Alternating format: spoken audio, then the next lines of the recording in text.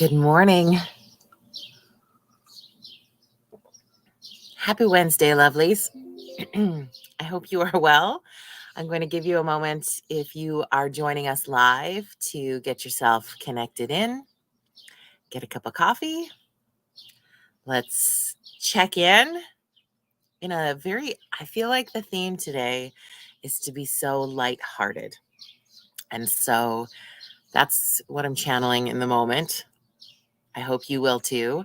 If you're watching this later on the replay, thank you. Please say hi in the comments and know that we'll get going here in conversation in a moment. But yeah, I want you to say good morning in the comments today. I want you to say hello. I know that there's lots of you who don't ever join the conversation, and that's okay. But maybe today's the day you do. Hi, Ange. Oh, I ordered my favorite in the whole world, believe it or not, is coconut flavored coffee. I don't know why someone thought to make that a flavor of coffee. Helen, good morning. But I am so grateful. And I believe it was my friend Jason Hasty, or it could have been Chris LeBlanc, either the two of them. And I'm going to tag them in this video later to see. But because they used to come down to the studio when I was on the morning show with Sun Country.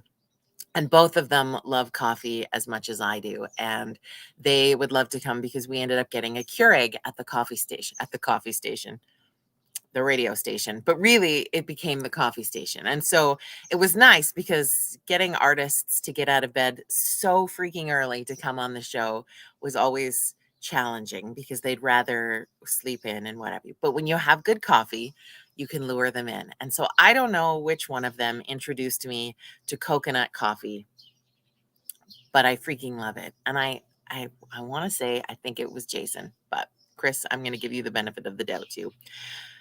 And I've fallen in love with coconut coffee, but you can't find it on the shelf in the store like you could before. I don't know if they just don't make it as much or if it's not as popular now in Canada. You know how those brand things go back and forth. Are you with me on this?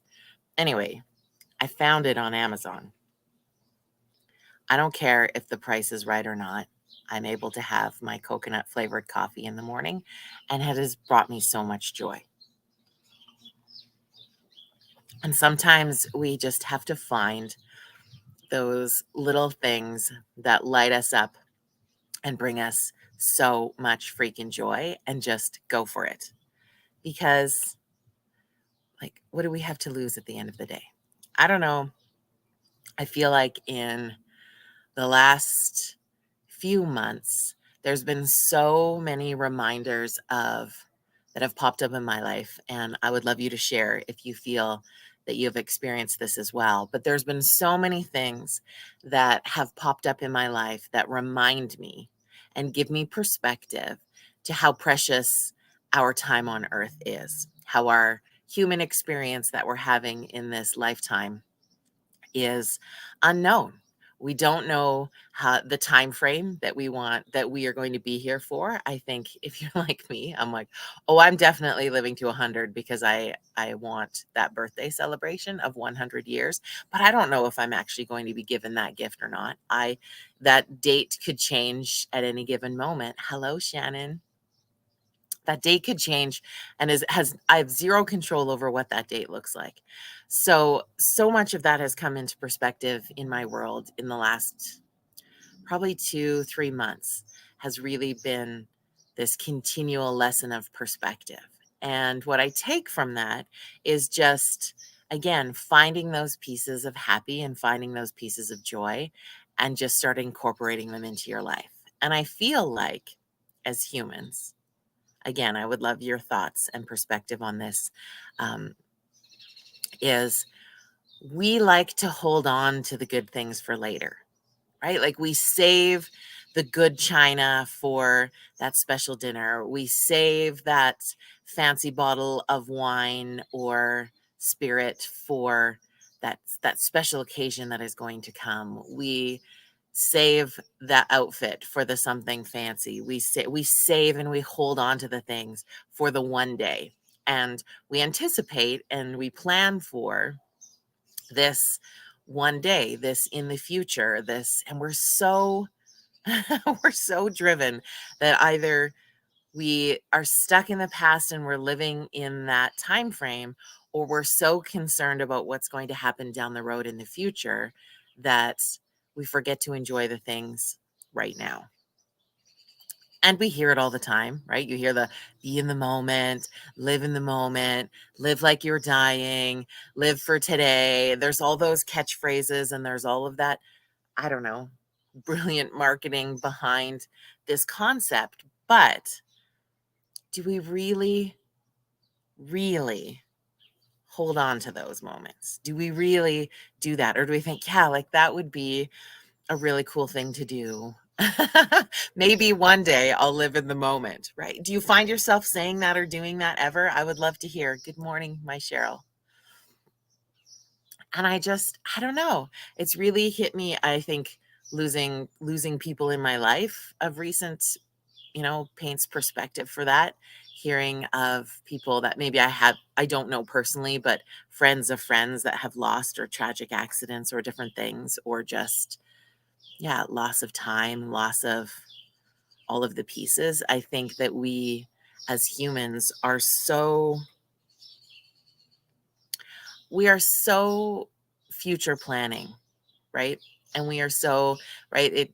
So much that we learn is what I'm trying to say is focused on our retirement years, and you're saving for retirement and you're planning for that retirement. And I'm not saying that you should stop planning for your retirement in this moment. However, I've even watched, friends of family and people in the world who get illnesses later in their life. And some of those can be debilitating to body. Some of those can be debilitating to mind. And the years that they had saved for their retirement plans are completely shifted by the intern of this. Again, not being in the space where I'm trying to dooms your future, but just reminding ourselves that the next pieces of the plan that you have in your mind and your heart aren't guaranteed. So, what can you do today?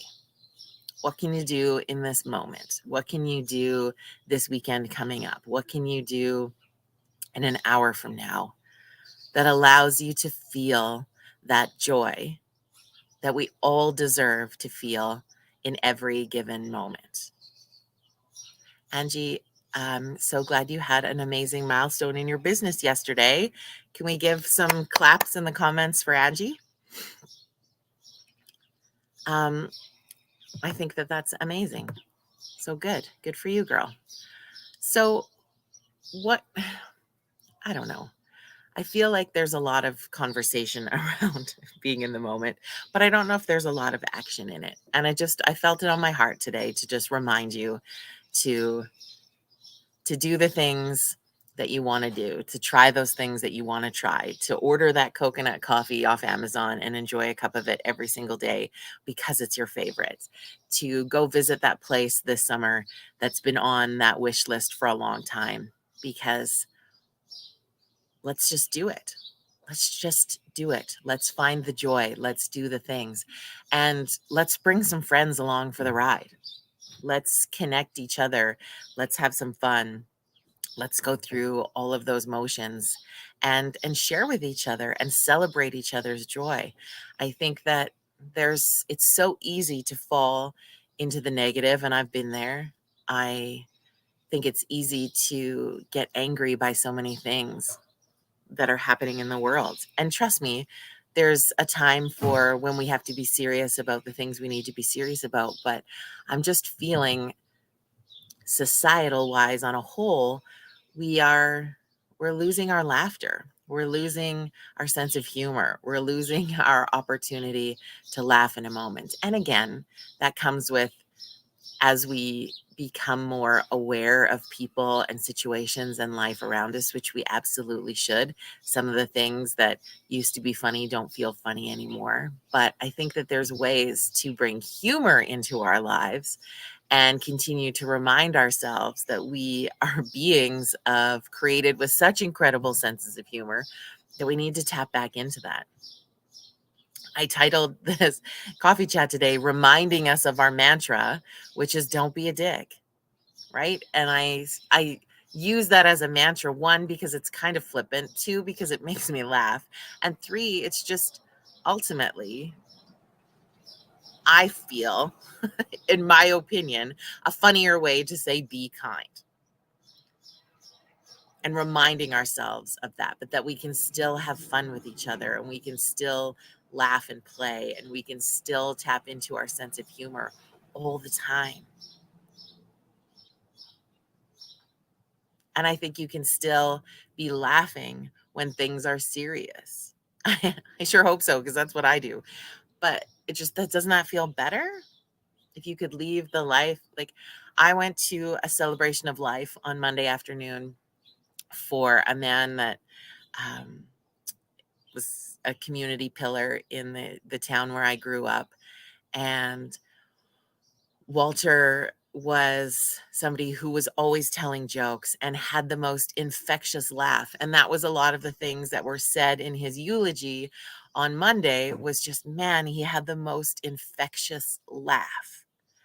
And I was sitting there in that church thinking, man, I want everybody to be remembered in a way like Walter is being remembered, because his laugh made you laugh, even if you didn't think his joke was funny, because he was always telling these crazy jokes. When he would laugh, you would laugh. And I love the ripple effect of somebody who is enjoying their life. And he had 86 beautiful years in his human experience where he got to share laughter and humor and love, and he was dedicated to everything that he did. He had beautiful family that surrounded him in his life. And anytime you go to somebody's celebration of life, there's probably all kinds of layers of pieces in his story, because we all have that.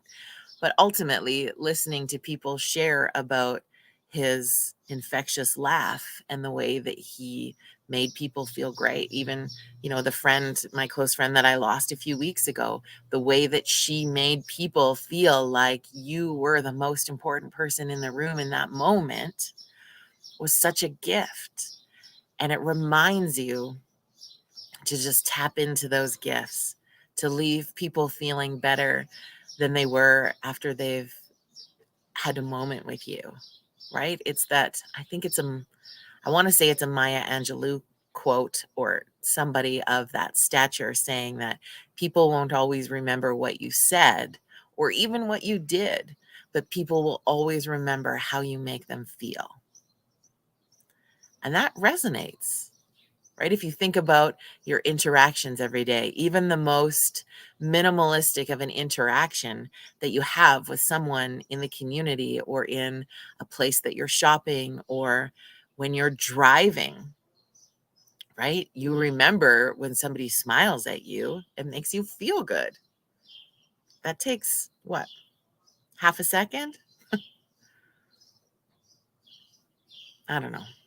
That was the list of things that I felt was on my mind. And it probably comes out of, in Alberta, we had a provincial election, and I don't love elections anymore, because it's morphed from wanting to serve community to this mudslinging, hateful, mean campaign for a month.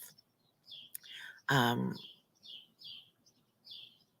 don't like that aspect of it. I still appreciate that people want to step into that role in the community, but just seeing so much negativity. And I think what's fascinating about it is, because we live in such a world where, just like now, we are interacting and connecting through the use of technology instead of being face to face, because we're not always gifted that opportunity, is people can be so mean in that.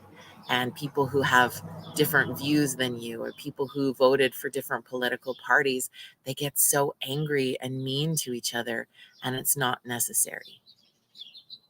It's like, you don't have to always defend and prove your point. Sometimes you just be like, okay, we're going to agree to disagree. And I don't know, like, I saw, for example, I think it was the artist Jan Arden. So she very much um, used her voice and her platform to promote who she was voting for in this past election. And because she is famous, that party used her picture and her endorsement to show the support for that party. Perfectly valid. You can love and support whoever you want. People sent her hateful messages and mail and inboxed her mean things for supporting that party. That's not necessary.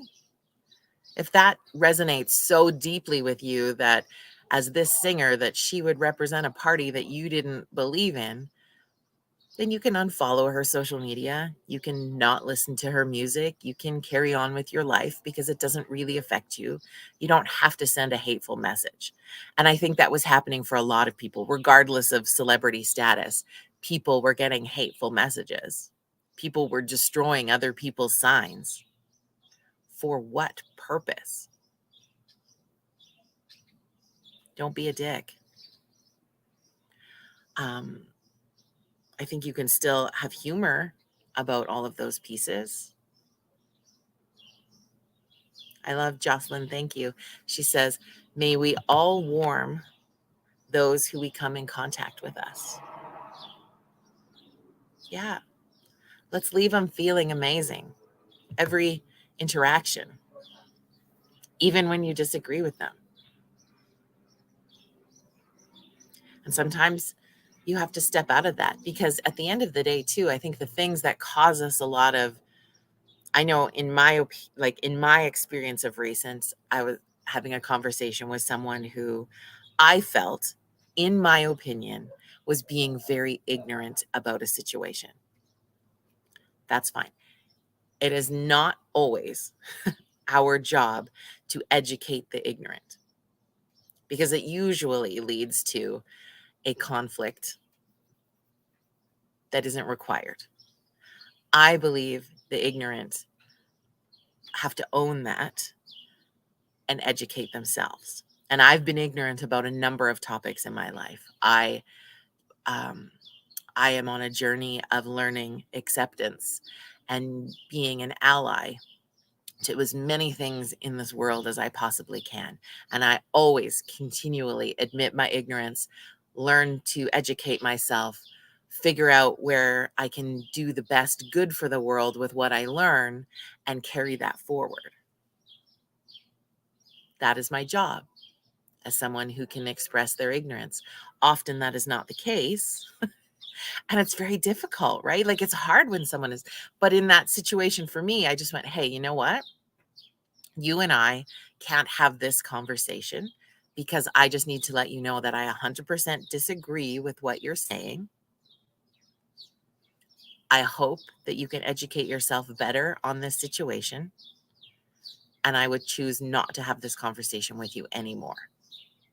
And that's how I left that. Now, will that person get educated on that situation? Probably not. They have grown up their entire lives with this kind of mindset. And that maybe will never change, but I am hopeful that that person will. And I am grateful that I've been educated that I can better support that community. Does that make sense? Hello, Deanna. Yeah, I like Jocelyn says, respect for self and others. And it's not always easy because it's so much easier to just be like, attack, attack, attack. But I don't know. I don't know if anybody really feels joyful at the end of the day. Now, granted, there are scenarios and times when having a good spice about it, hey, that's good. But we can still be spicy without being a dick. I 100% believe that. It just takes a little bit more finesse sometimes. But yeah, that's just what I was feeling on my heart today was just so much of let's just continue to connect with each other. Let's continue to love each other the best that we can. And really, in that journey of loving yourself so freaking much that you are living in those moments and doing those pieces of joy. And my friends, that will ripple effect into the other people in your life. They are going to see you doing the best for you, and they're going to want to do that too. We have opportunity to influence other people in super positive ways without even trying. And the more that, I mean, again, it becomes down to so many cliches, like where we were talking earlier, the cliche of living in the moment, the cliche of loving yourself the most also is incredibly impactful. And we are in a place that I wholeheartedly believe where we get to tap into all of the things that we have learned, all of the things that we have been taught, all of the things that have been passed on to us. And we get to sift through that and choose the pieces that we continue with forward or that we release and let go of. Because no matter what, and it's not taking away from your parents and their parents and their parents and their parents. It's not wiping out history. It's not wiping out your ancestry. It's just we as humans do the best we can with the tools that we have in the moment that we're in. And those aren't always the best versions that other people need moving forward, but we get taught these things. We get carried these things moving forward. And you think of even generational traumas and things that we've learned and the way society was and what we were taught here or there, things that we were taught in history that might actually not even be true. We have the opportunity to rewrite the story.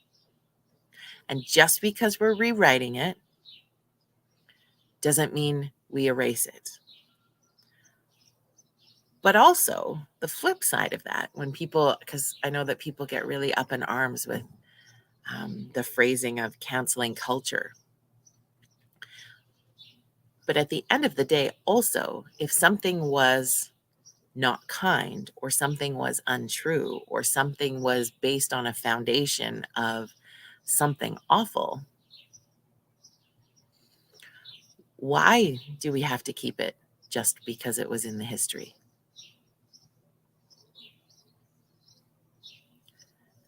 And each individual person gets to carry the pieces forward that they choose to. Not everybody has to. And I think that's sometimes hard. That's hard for a lot of people. But I'm just reminding you, you have to do what's best for you, love you the most, carry on your day the best way you can, and let's leave people feeling better than they were when they first met us. I hope you have an amazing rest of your week. Cheers to you. I don't know if you got to see on my socials that I got to meet a baby llama this week on the weekend. A 3-day-old baby llama. It was pretty much the greatest day ever. So I'm going to carry that with me. I hope you have an incredible rest of your day. Thank you for connecting on Virtual Coffee Club. Make it a good one. Have an incredible weekend.